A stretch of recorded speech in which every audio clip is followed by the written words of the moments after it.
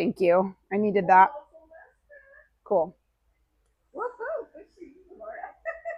Okay, guys, welcome to week 2. How many of you did your studying? All right. What'd you think? You loved it?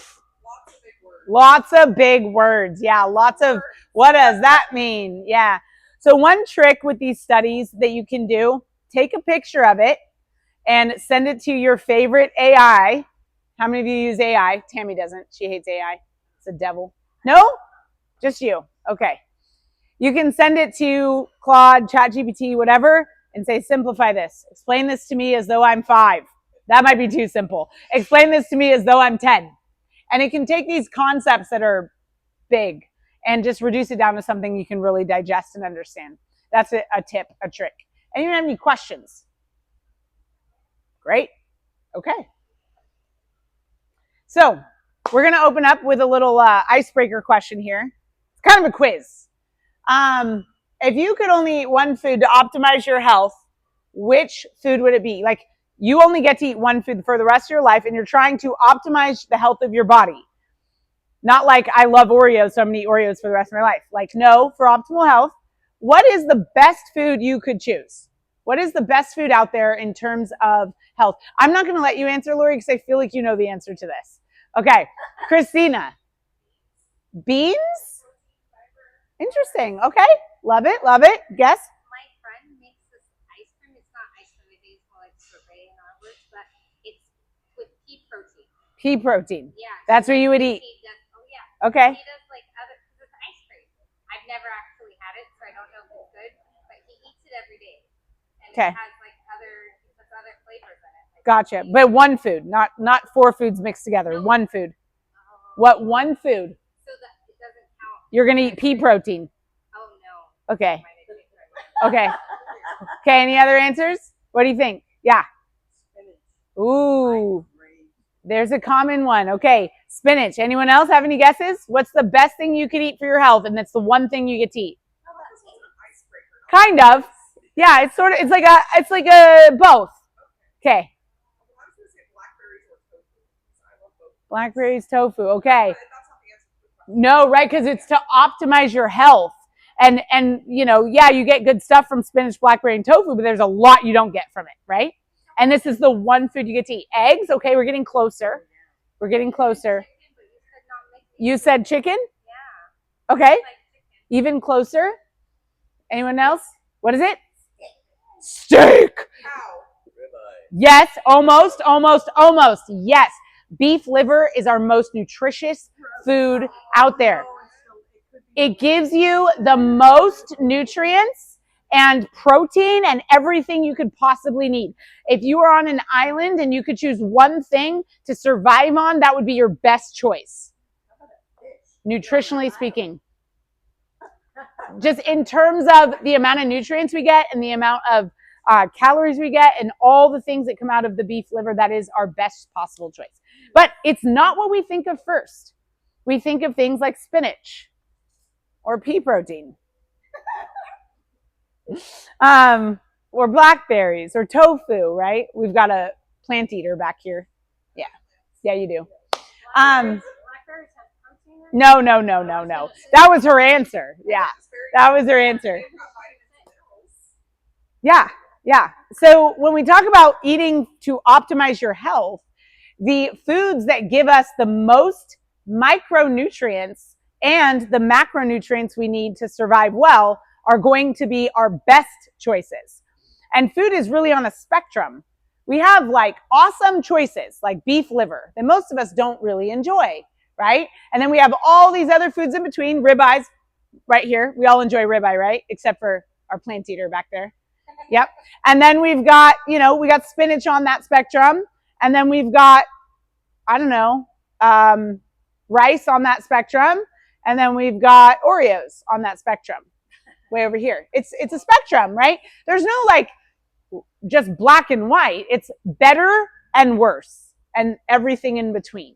So that's what we're going to be talking about today. We're talking about quality of food. The way that, okay, I'm going to go backwards. So what is food? Where does food come from? This is food. Food starts as energy from the sun coming into our plant life, plant eater back there. Our plants take that energy from the sun and convert it into carbohydrates, proteins, and fats. Then our animals and humans eat that vegetation or plants and convert it again into energy, into usually more protein. The cool thing, I think a rad thing about animals is they take carbohydrate rich foods and convert it to proteins. Unlike us, who, if we only consume carbohydrate rich foods, like if we were to live on hay, like the animals, we would not have muscle mass. They have the ability to take these plants, eat them in a quantity that allows them to build muscle mass. We don't necessarily have that. We have to eat tremendous amounts of food, and it's too many carbohydrates typically for the human to do that. So we eat both the plants and the animals that does that, some of that converting for us. This is where our food comes from. Yeah? A little bit. Where are we back to? 4th grade? 3rd grade? Where did we learn this? Remember? Right? I remember. You guys don't remember? Okay. It's been a little while. It was a little while ago. So quality food, like I was saying, is about what you get. I like to think of it like bang for your buck. If you think of your buck, like how many calories you're getting, if you eat ice cream, you get a lot of calories, but you don't get a lot of nutrients, the things your body needs to survive on. You get a lot of carbohydrates, but again, carbohydrates aren't really essential. We can produce our own carbohydrates through eating other foods. You don't have to consume sugar to make sugar. Your body makes it just fine. So quality is comparing those two things. How much energy does it give you compared to the energy you're getting with it? The definition of quality is the standard of something is measured against other things of similar kind. So if you drive a Porsche, I learned that's how you say it, by the way. It's Porsche. Yeah. Yes. If you drive a Porsche, you're driving a high quality car compared to maybe like a Honda Accord. Yeah. You're comparing the same thing, cars, one has a higher quality. So food, we're comparing, let's say 2 meats. Let's compare our beef liver to our chicken breast. Which one gives us more nutrients? The beef liver does. Okay, so we would go, that's higher quality. A nutrient is a substance that provides nourishment essential for growth and maintenance of life. We eat a lot of things that are not nutrients. Can anyone name one? Yes. Marshmallows. Yes. And what in the marshmallow are, like, what are we getting out of that? Sugar. Great. Not essential for growth. And you're like, wait a minute, but we have to have carbohydrates. Yes, we do. But we can make them ourselves. Internally, we don't have to consume them. We can convert fats and proteins into carbohydrates all by ourselves. Okay? What's another thing we consume that is not a nutrient? Yes, I love this answer. This is an answer that comes with a debate. This is an answer that comes with a debate. So alcohol is given its own category, but it's not essential for growth. So it's not a nutrient for sure. Okay. How about natural flavors? Not a nutrient, not essential for growth. You can live just fine, long and healthy without it. How about the coloring that we put in our food? All the dyes and, yes? Essential? Not essential. We actually eat a lot of things that isn't even food. Think about that. Macronutrient. This is a nutrient that you need in large quantities. We measure it in grams. Can anyone name our 3 macronutrients? Go. Protein, carbohydrates. Bam, nailed it. We have 3. We measure them in grams because we need them in large quantities. Micronutrients, small quantities. Okay, micro means small. Can anyone name a micronutrient? B12. Yeah. Salt, potassium. Yeah. Yep, that's a B vitamin. Yep. What'd you say? Vitamin C. Okay, these are all micronutrients. We need them in small quantities, so we measure them in milligrams. Tiny, tiny bits. If you go buy a salt tablet, you're getting usually like 100 milligrams. If you go eat some protein, you're hopefully getting like 30 grams, which is a much bigger quantity. So micro means needed in small amounts. Macro means needed in large amounts. When we're looking at quality, we're looking at how many micronutrients do you get with the macronutrients. You can get large amounts of macronutrients like carbohydrates with 0 micronutrients like the marshmallow. That's a lot of this and none of that, which makes it low quality food. Yes? The only thing you're not getting in liver is vitamin C, and you cannot create vitamin C, you must eat it. We can't create vitamin C, we must eat vitamin C. Okay. Oh, and it doesn't come in the liver? Oh no. So we're going to have scurvy? Darn it! It was almost perfect. Okay. So if we're all trapped on an island and we're eating nothing but liver, we're all going to end up with scurvy and die. Okay. Eat a leaf. Hopefully it's not poisoned. Okay. Good to know. I'm glad to know that for the future. All right. Nutrient density is that comparison. How many micronutrients are we getting compared to the amount of energy we're getting, the calories that we're getting? Here's another thing you need to know. These give you calories, these do not. These give you energy, these do not. Protein, carbs, and fat give you calories. But micronutrients like vitamin C and potassium and B vitamins, no calories. So when we look at how much energy we get compared to how many other nutrients we get, that's how we know how dense it is. And the more nutrient dense it is, the higher quality it is. Everyone tracking? Okay, so low quality marshmallows, high quality liver. And then everything in between. Okay. Basically. Yeah. Teach their own. No, this is legit. We're going to talk about it. Finally, I might also eat liver from, it starts with an S, it's called Sizzlers. She used to eat liver though. I don't know how to feel about that. Are we sure it was liver? Okay, so this is in your pack, and this is just examples of real food and what categories they give you most. So if we look at eggs, chicken, turkey, these mostly give you protein. Eggs give you a good dose of fat too. They're almost the same actually. But definitely these give you protein. Yogurt and cheese and milk. The dairies give you sort of almost an even split of all of them. So if you drink whole milk, you're getting a good dose of protein, fats, and carbs. Cool. Then we've got our fats. These are foods that give you fat. And then, also we have fatty meats. If you eat the skin, right? Get some fatty meats there. And then carbohydrates, vegetables, fruit, and then the ones you already know, like breads, stuff like that. That's all like carbohydrate rich foods. So when we categorize a food, when we say, oh, that's a carb, what we're saying is that it gives you mostly carbs. It doesn't only give you carbs. Most of these foods give you a little bit of everything, but it mostly gives you one or the other.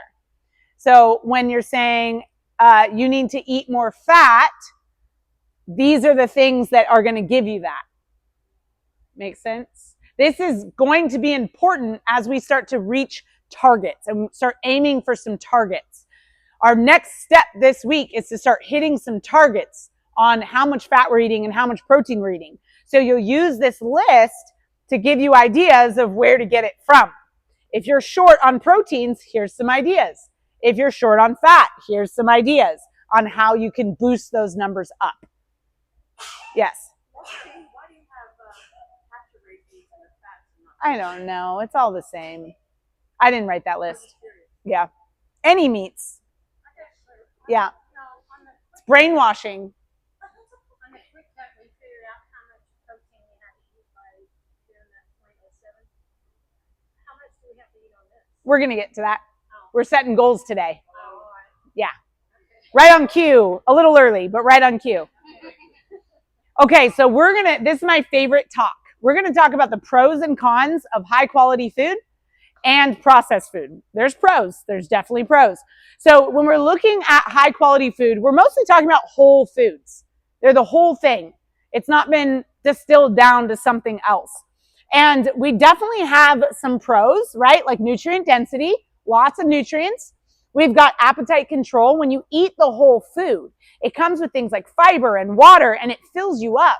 And so you don't end up eating as much of it as you would a processed food.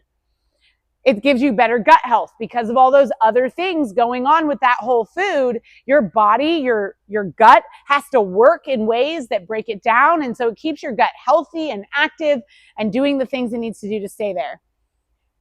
There's no risky added ingredients to whole food. An apple is an apple is an apple, as long as you wash it. Yes. So with processed foods, there's all sorts of stuff that gets added, like we were talking about. There's colors and texturizers and preservatives and all sorts of things that get added to the food, which increases the risk of what you're eating. Some of it's okay, we're going to survive, but some of it we don't even know what the long-term effects are. And so the risk goes up. You're less likely to overeat.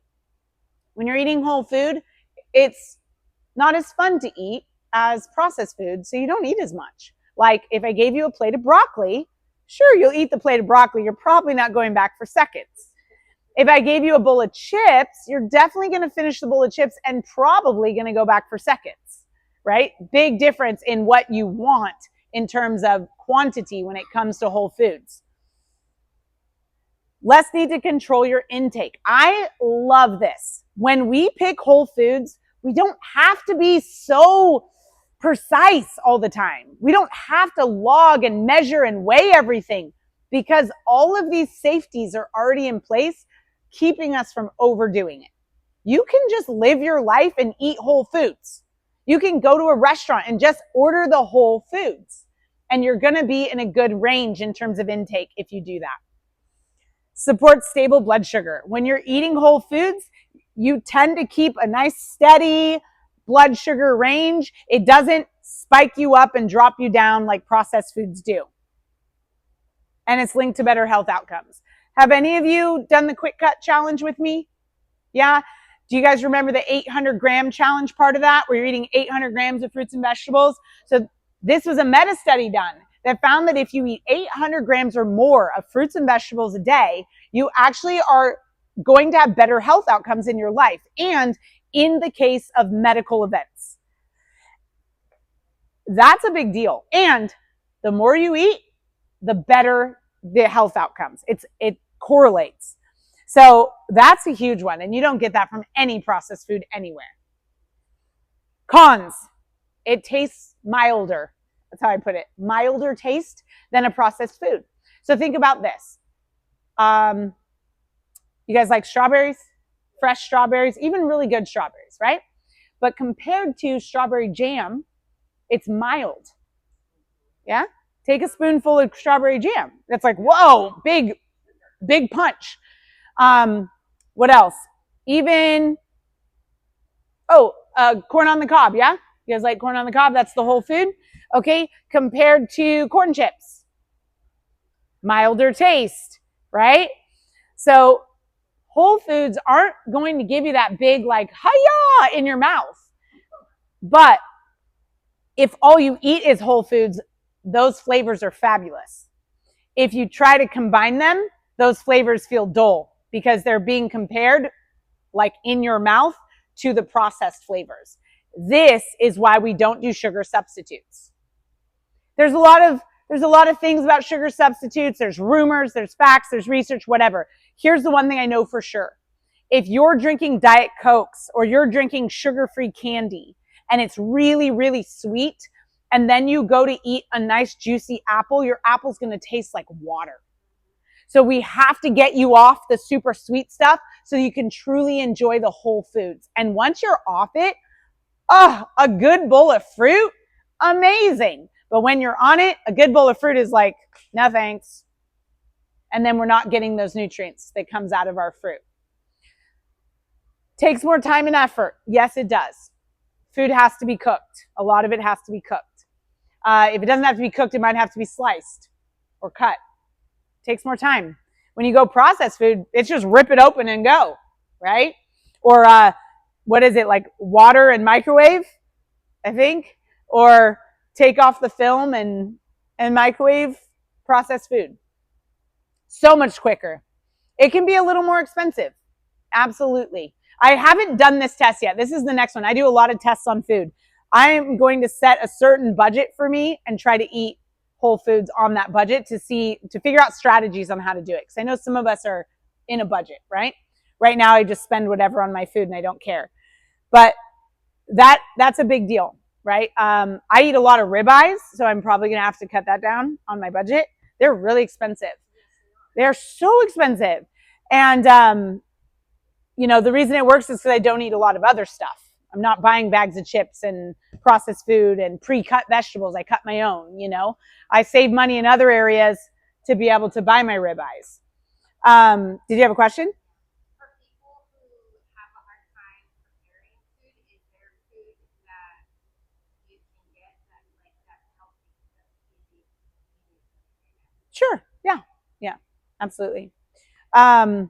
Here's the cons of Whole Foods. There's a lot less profit in it for the companies that make them. The companies that make them are farming companies, and there isn't a lot of money here. There's a lot of the farms are barely surviving.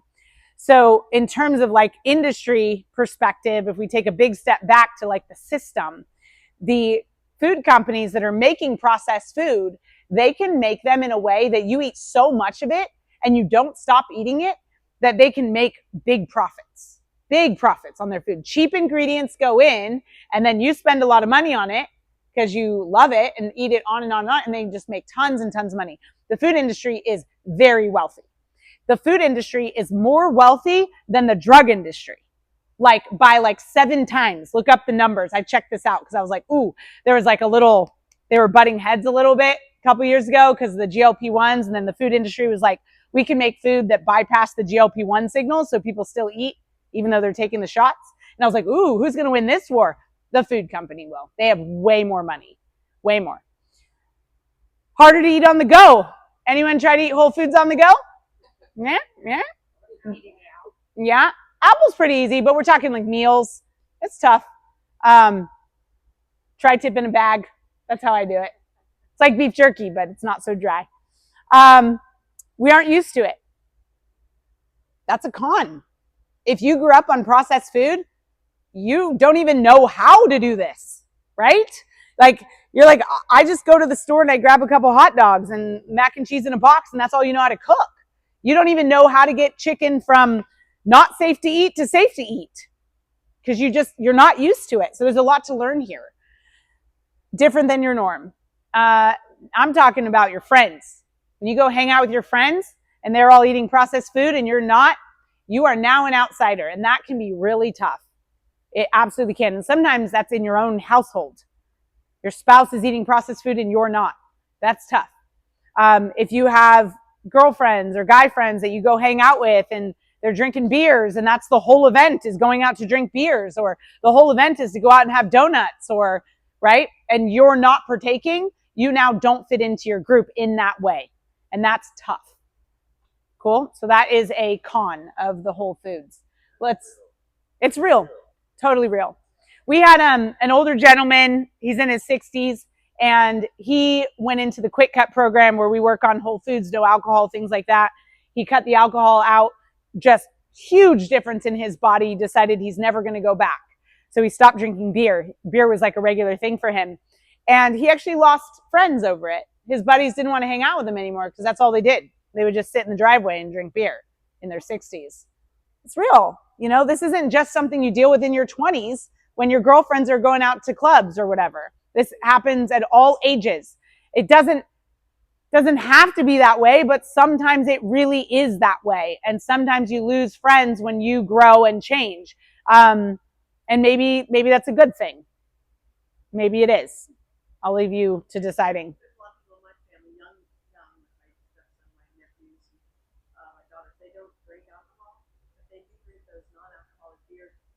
Yeah. Yeah. Yeah. It's a great strategy. Yeah. And there's also just accepting the fact that you're a weirdo. That's my strategy. I will sit. Yeah, I'll sit at a bar. Like I got time. I'll go sit at a bar and be like, give me some bubbly water with some lime in it. And the bartender's like, okay. And then I try to pay for it and they never let me pay for it. And I'm like, works for me. But yeah, it's okay to be the oddball. It's okay to disagree with the things that's making people sick. It is hard though. I'm not going to lie. So this is just something that shows the spectrum of processed food, because we're going to talk about the pros and cons of processed food. Now, processing is actually just performing a series of steps or operations on something in order to change it or preserve it. So when you cook your food, you're technically processing it. And it's really important to understand this word, because when we talk about processed food, we're usually talking about ultra processed over here on this side of things. This is the stuff that's like so changed from its original form that it's not even really food anymore at this point. But there's a spectrum, okay? Here is completely unprocessed food. It literally looks like if you went out and you just started carving up an animal. That's what it would look like, okay? That's what it looks like coming out of the butt. Just like that. I know, because I have chickens. Nothing has been done to that. Nuts, that's what it looks like if you pull it out of its shell, right? Vegetables and fruit right out of the garden, right off the tree. Ultra unprocessed, okay? Then we've got processed ingredients. The olive oil has been processed. It's not an olive anymore. It's the oil coming out of it, yeah? We've got butter, totally processed. It used to be milk, and then it was cream, and then it was butter. Vinegar, sugar, salt, honey, all processed. Then we've got the processed food. These are all examples of processed food. We've got fruit that's been stored in syrup. Changed quite a bit. We've got the salted nuts, the seasoned nuts, the flavored nuts. Those are now processed. We've got bread. That's definitely not what it looks like when it grows out of the ground. It's been ground and other ingredients have been added to it. Bacon. Bacon is quite processed. There's a lot that gets done to bacon to get it to taste so great. And then we've got cheeses and hams. Okay? The ones we really want to stay away from is the ultra processed. You make your choices in here, but in here we want to just avoid this stuff. It's barely food anymore. Okay? All right, so let's talk about the pros and cons. Pros. Lower risk of foodborne illness. Huh? You're less likely to get food poisoning eating a bag of chips than some fresh food. It's just the truth. Yeah. On that note, there is a big outbreak right now. Great. Yes. Tell me about it. It is from leafy greens. Oh, So right I thought you were going to say it was in a bag of chips. now, I was like, oh, this is good, everyone. We're going to die from eating chips. unfortunately, it's very hard to find, and all the scientists are on it, Okay. to find the source, but it's causing explosive diarrhea. Fun. So yeah, if you are feeling really icky after maybe eating bagged salad, leafy greens, whatever, go to the doctor. And also make sure you're washing your produce super, super well right now. Okay. Thank you. It's not what I was hoping for. I was hoping this psychocyanide disease was in a bag of chips. I know they actually found it in Taco Bell. Good. Avoid Taco Bell. We need more of that. I don't know what ingredient in Taco Bell yet. It's all of it in Taco Bell. There we go. We're not eating at Taco Bell anymore. You see that? Bam, changed. No more Taco Bell. Okay, so it's easier to eat when appetite is low. You ever not been hungry but sat down in front of a bowl of chips? Easy. No struggle. You ever not been hungry and sat down in front of a bowl of salad that could poison you and kill you? Easy to not eat, right? Longer shelf life. Now, this is a big deal because this is where we make all the money. This food lasts forever. It doesn't go bad. Produce and meat and fresh food, it's on the perimeters of our grocery stores because it goes bad quickly and it has to be turned over quickly. All the stuff in the middle of the grocery store can just sit there forever. It's kind of crazy. Sometimes I look at these things and I'm like, this is 2 years old and it's still okay to eat, right? So that's a pro because you can have it in your cupboards and the world could end and you would have food. Yeah. Food tastes better. It does. It is made to taste better. And I know all of you who are eating whole foods, you love your whole foods and I get it. But the truth is these foods are engineered to taste amazing. And we can't deny that. That's why we eat so much of it and we keep eating it over and over and over, even past satiety. This food, the textures and the consistency, perfect. Why? Because they have billions of dollars to make it perfect.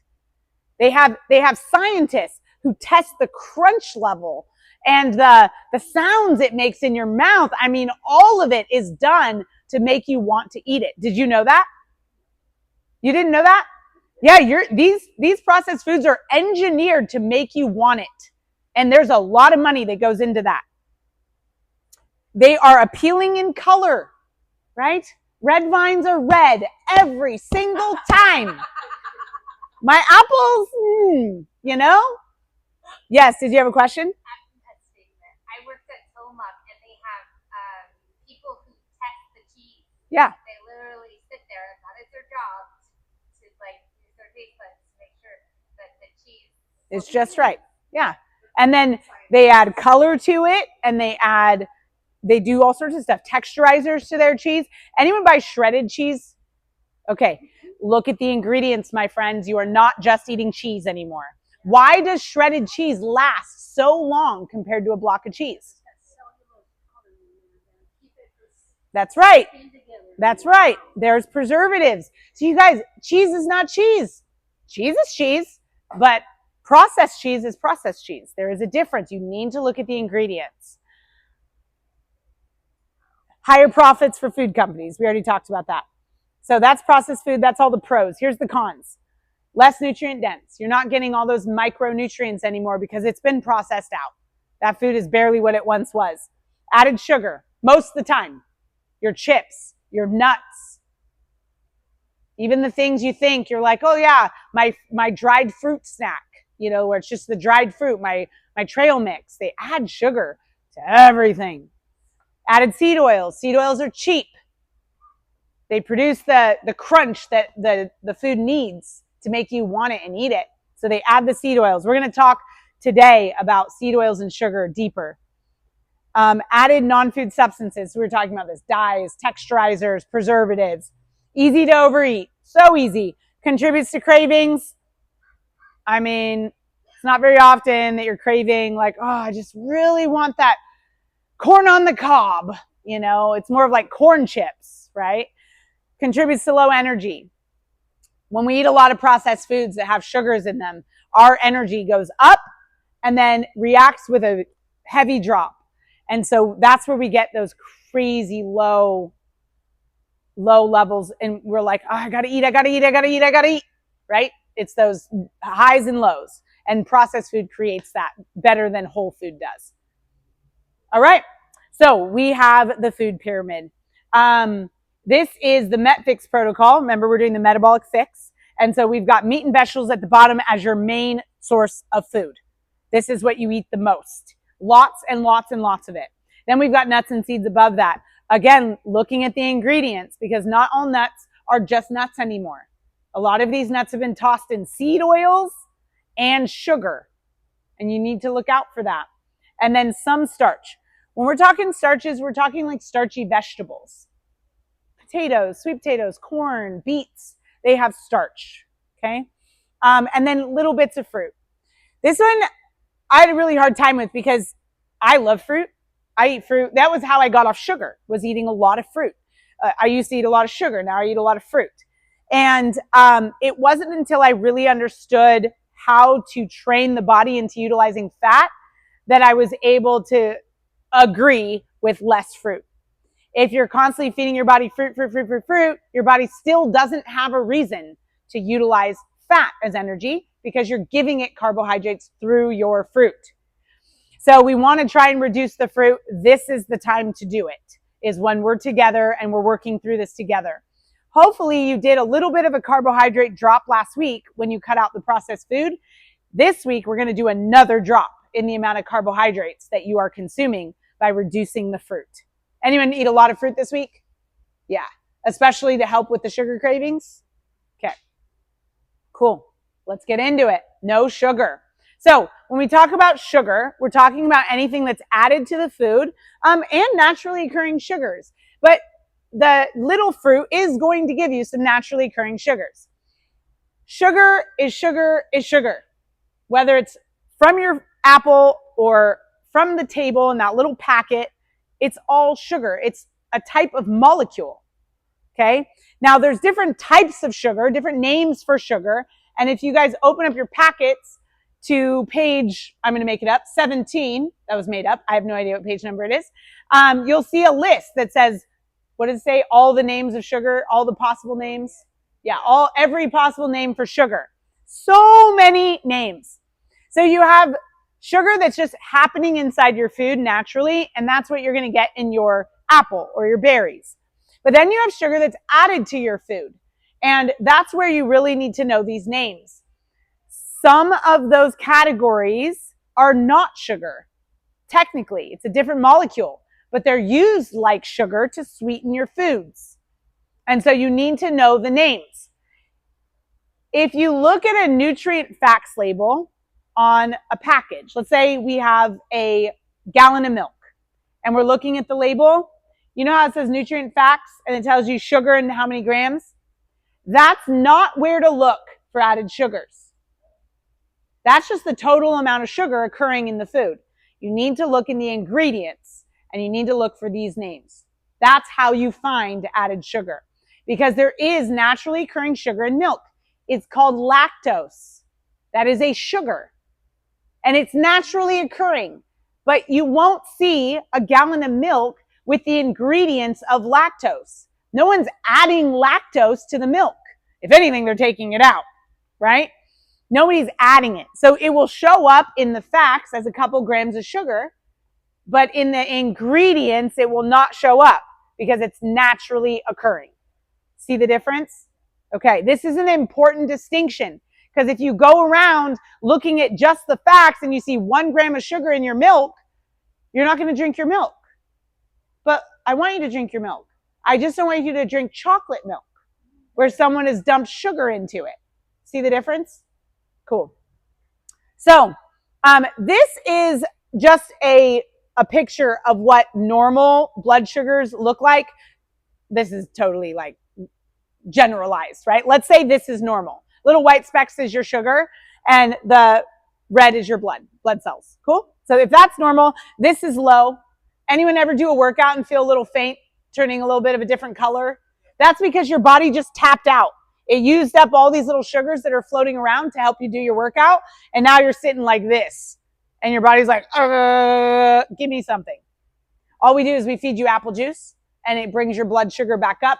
It's the most common administered first aid in this place. I think we gave out 3 today. Yes, new people. It's always new people. So that's low blood sugar and normal blood sugar. Okay, when we get a bunch of sugars in our blood, that's just a generalized photo of it, we get an insulin response. Our body shoots out insulin to bring that back down, trying to shuttle that sugar out of the blood and into our cells. Cool? When we consume added sugars, this happens really quickly. When we consume sugars that naturally occur with other nutrients like proteins and fats, it's much slower.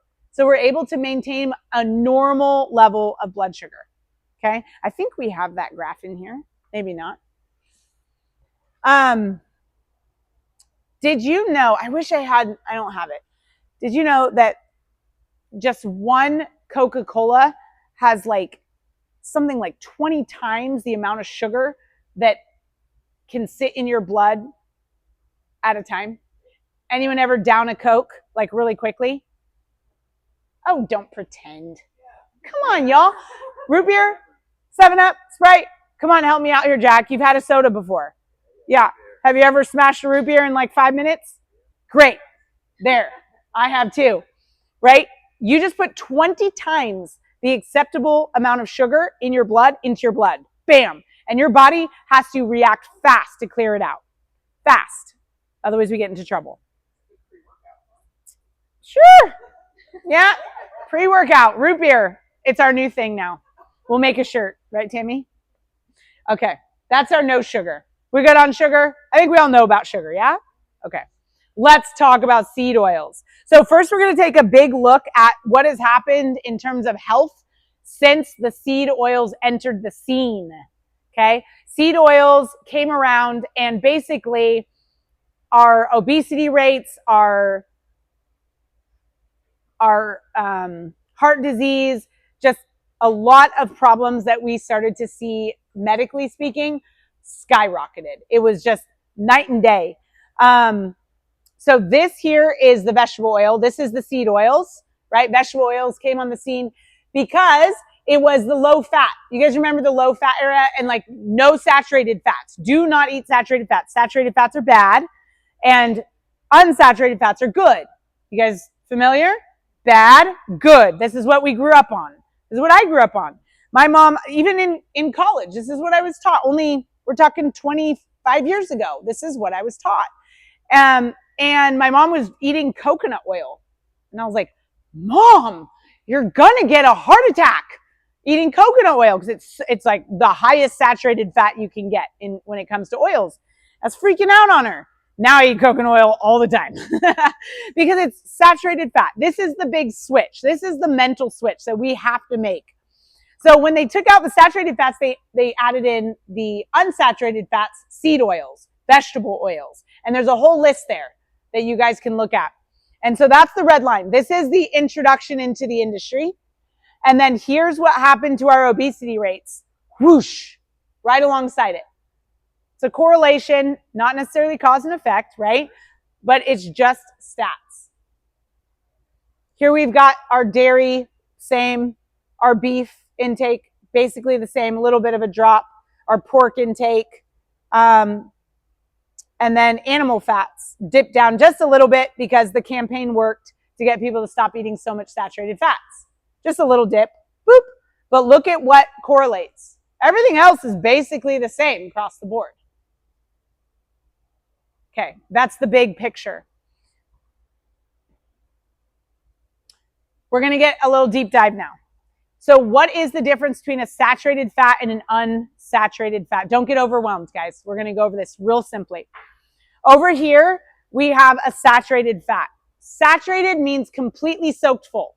Yeah, you have a saturated rag. It's dripping full. So when we have a saturated fat, we're talking about the carbons in the molecule are completely full of hydrogens. Every carbon can hold on to 4 hydrogens. So if I'm a carbon, I can hold a hydrogen with each foot and each hand. If I'm saturated, I'm holding on to that many hydrogens.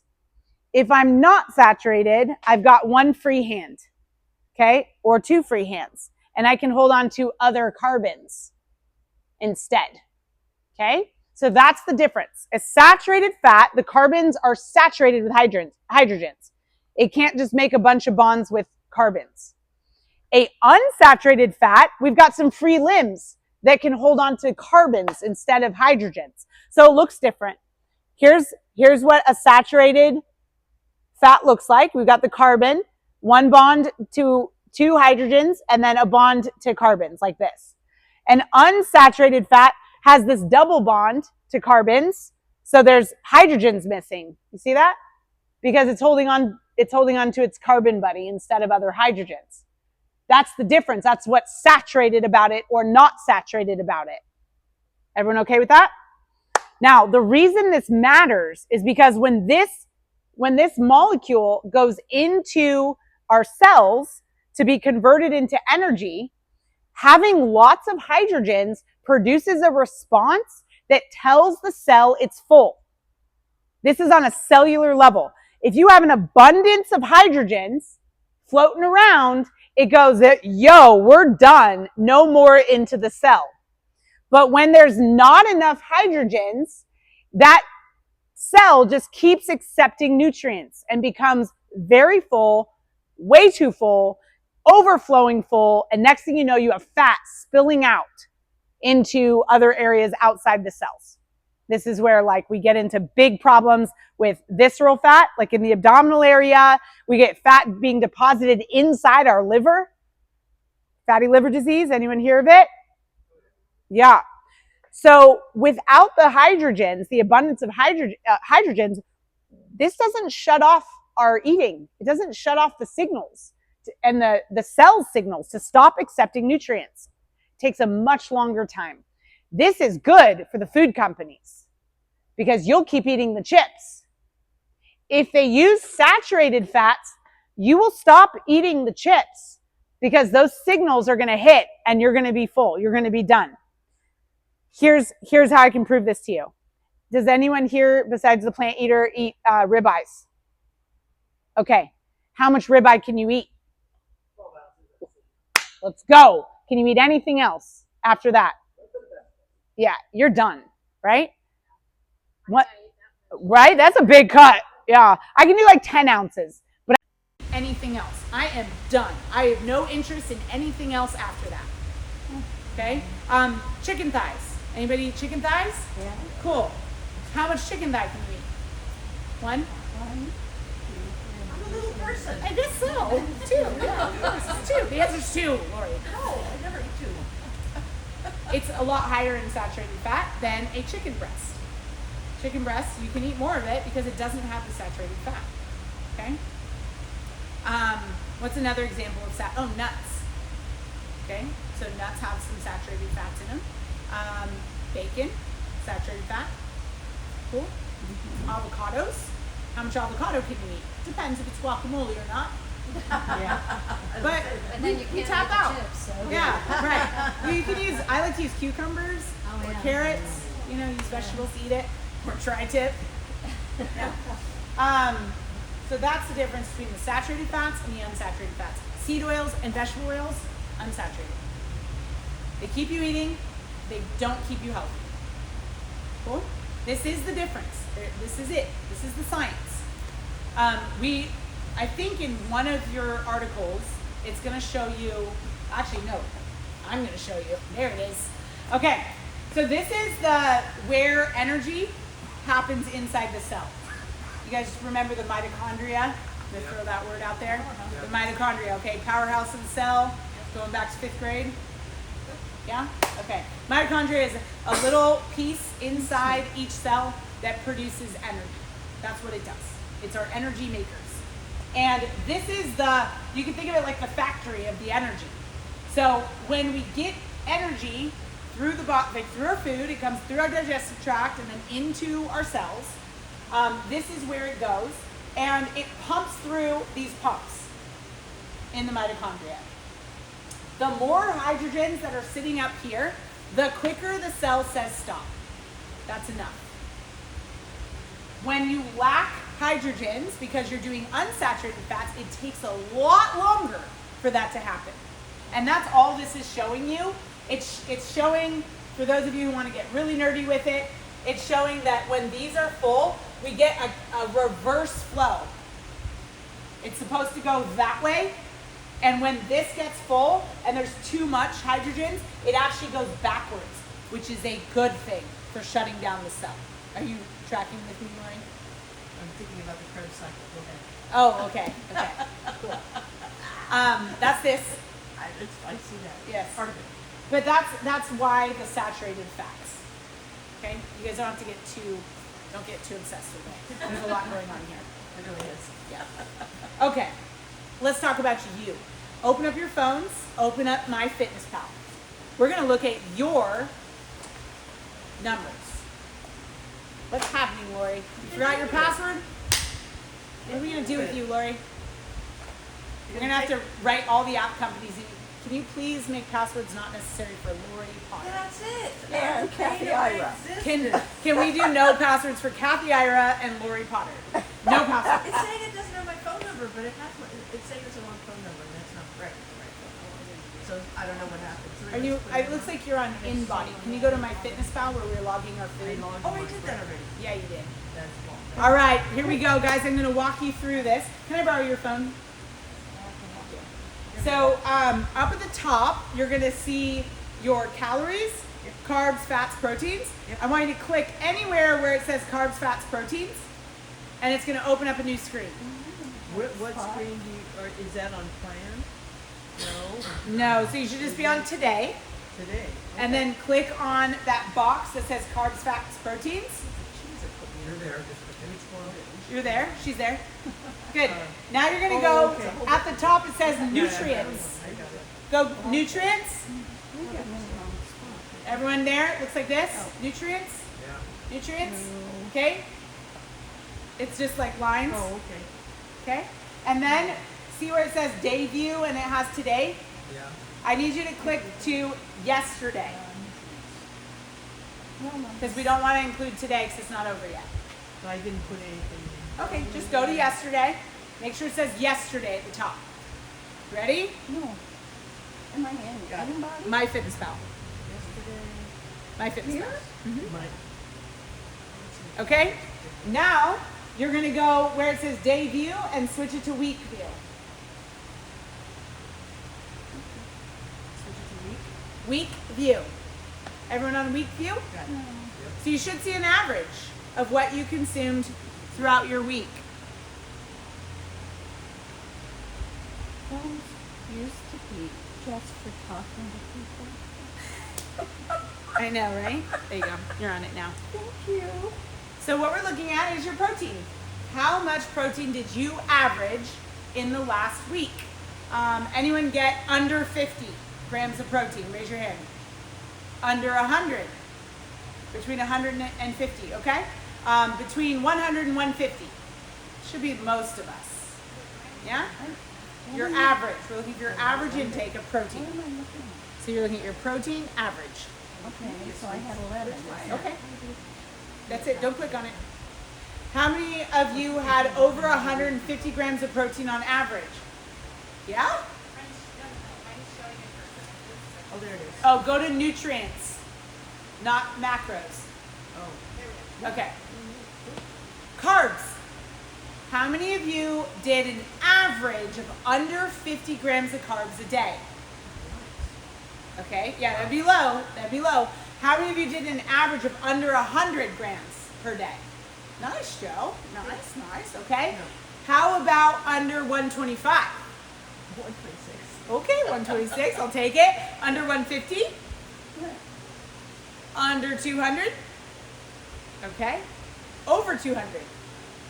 Okay, I got everybody. Carbs. What'd you get, Jack? What was your average? 290. Whoa! Get it. Get in there. Okay. Are you on your average? Does it say average? I'm under nutrients, so Yeah, he's looking at July 26th through August 1st. Okay. Which hasn't happened yet, right? Right. That arrow? Guys, let's go I fat. don't understand. How many of you averaged under 50 grams of fat? Okay. How about under 100? Okay. You're at 58? Okay. Over 100. Average over 100? Okay. You can also look at how much of that fat was saturated or polyunsaturated. Just take a look at those numbers. I'm not going to call them all out. Just give you an idea of how much saturated fat you're eating compared to unsaturated fat. What would be the goal for the target? I don't have a particular one, but we're trying to avoid the unsaturated fats. Polyunsaturated. Yeah, that's all it tells you. I don't think it gives you a... Because saturated, polyunsaturated, mono. Oh, it does say monounsaturated. Yeah. Okay. Just both unsaturated, we're trying to avoid those. We want saturated fats, we don't want the unsaturated fats. Then no Olive oil is a saturated fat. Well, that's really interesting that you don't want mono and polys. Right, because we lose the That's hydrogens. very different than conventional. thinking. Everything we grew up with. Everything. Everything. Yes. Yep. I know, Okay. even my schooling. I'm hearing you. Yeah, it's all new. Even my That's education. very new. And my education is a little bit more recent than your education. I don't know. We're basically the same, Lori. Good. You should stay for I finished my last degree in 2000. I said it like so politically correctly. I tried really hard. Let's go look at your micronutrients. So if you just look down a little bit, you'll get to see things like sodium, vitamin C, iron. So you can kind of see the quality that you're getting out of the foods you ate last week. And we're just looking at how much. I mean, this isn't like you're right or wrong. We're just getting data, right? We're collecting data right now. Now next week you're going to be right or wrong. No, but we are going to set some goals. All right. Any questions on this so far? Because we're moving on to goals. Cool. Let's set some goals. All right. Now you do need to access your in-body scan. Right now. Yep. I'll just listen. Okay. A different app. Your in-body scan. Cool. We're going to find your basal metabolic rate. So you can find it in history, or you could find it in your details. You can find it either way. You're going to find your basal metabolic rate. Okay. take that number and multiply it by 1.1 using your calculator. Number. So scroll down. Basal metabolic rate. Yep. Okay. Scroll down and find your basal metabolic rate. It's quite far down there on details. It's under all the water. Keep going. Keep going. There it is. You just pass it. I know. I know. This on my glasses. What your basal metabolic rate is? Yeah, times 1.1. I think so. Oh, times 1 million? Why is yours? I'm gonna guess you're like 1,500. More. Ooh, 1,600. 63. 1,630. 6,347. You said 6,000. yeah. You said times it one by 1.1. Oh, your basal metabolic rate and in body needs to be changed to calories. Oh yeah. It's Oh. Yeah. So go to your settings. I was like, girl, lucky. That is ice cream every meal. I win. Go to your settings, the little like cogwheel on the bottom, and then go to units, and then find where the kjoules and the calories, and click kcals. Damn it. Hold on. You were there. I would love to eat. So you're gonna go to units, Yeah. and then change kjoules to calories. And that's it. That makes a lot more sense. Yeah. If you were up in the like, yeah. Okay. So now what is it? Yeah. Now you tell me if my answer is wrong. Okay. Go to units, go to your settings, bottom right, go to units, and then scroll down and switch it from KJ to KCal. Yeah. My first guess, I think, was like 1,400, No, you said it's 15. 1,500, 1560. 0.9. So we're gonna say 1570. Okay. I'm gonna take that one. Take that 1 calorie. Get it, girl. So you Feast. Okay. So you multiply it by 1.1. We're gonna now set your goal in MyFitnessPal for that number of calories. So go back to MyFitnessPal. I know it's a lot. Okay, I got lost. Times 1.1. So did you multiply that by 1.1? No.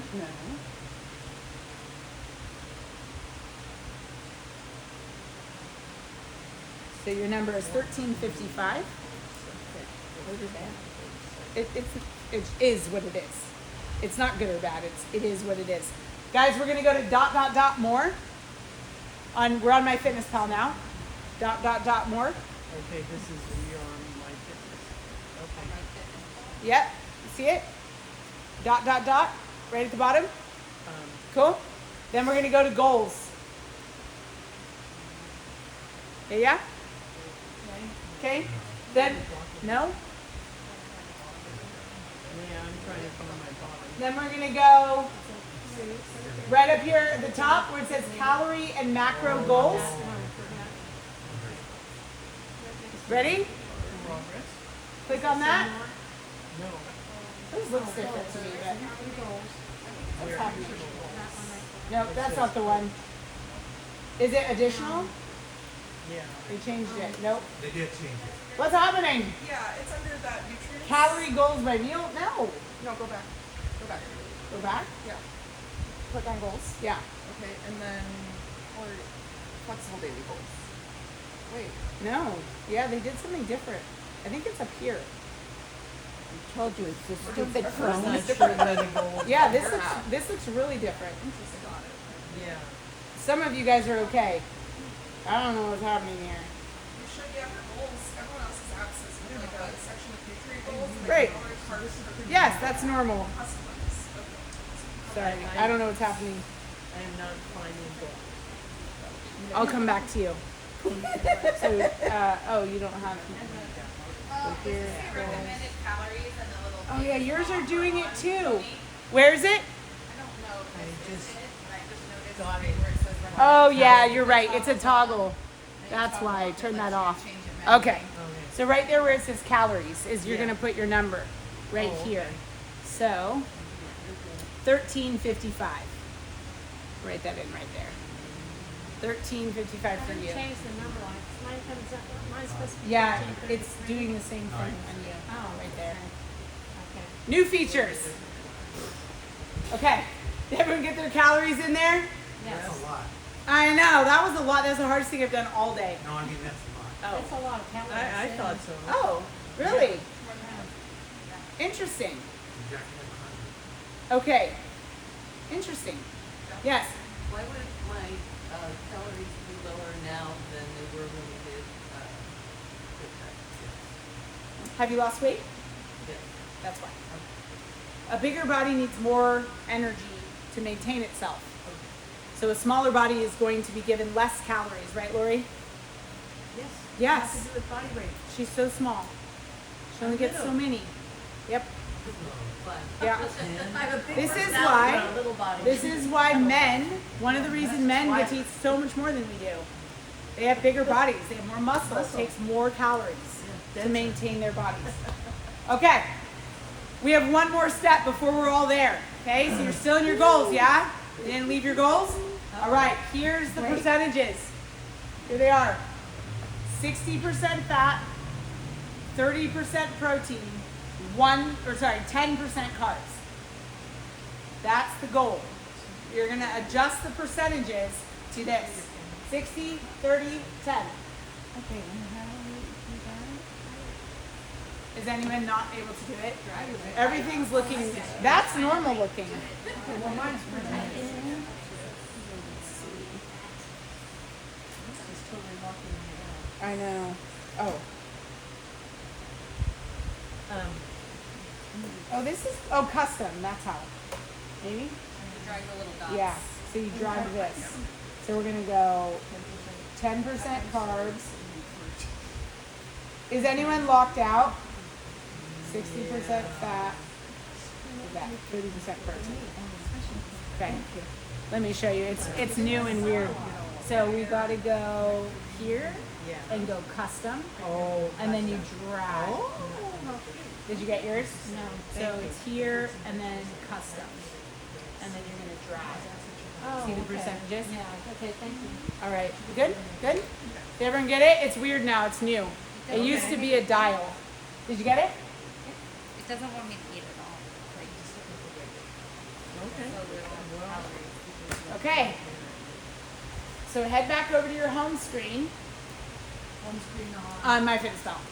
And so you should see your new goals there under today. Anyone already passed their carbs? Almost. Yeah, I know, it's midday. I imagine some of you have already eaten all your carbs for the day. So here's the deal, okay? We've done keto, we've done carnivore, we've done it a couple times in different ways. When you reduce your carbohydrate intake, your body is going through a switch, and the switch can be uncomfortable.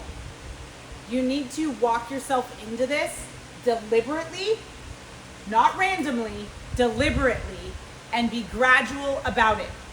If you said you're eating 250 grams of carbohydrates on a regular basis and now your goal is 50, tomorrow needs to be like 200, the next day needs to be 150, the next day needs to be 100, all the way down to your goal. This isn't something where you're gonna go from 300 grams of carbohydrates down to 10. If you do that, you're gonna feel really shitty, like super shitty, because your body doesn't know how to utilize fat yet as energy.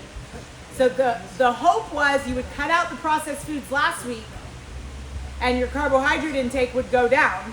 And now we're gonna set those goals and try to actually stay under that 10% carbohydrates. That's the game for the next 2 weeks, is to stay under. When you're hungry, what do? Eat. Nailed it. One of the feelings that you get when you're low on carbohydrates is hunger. I'm hungry. You need to eat.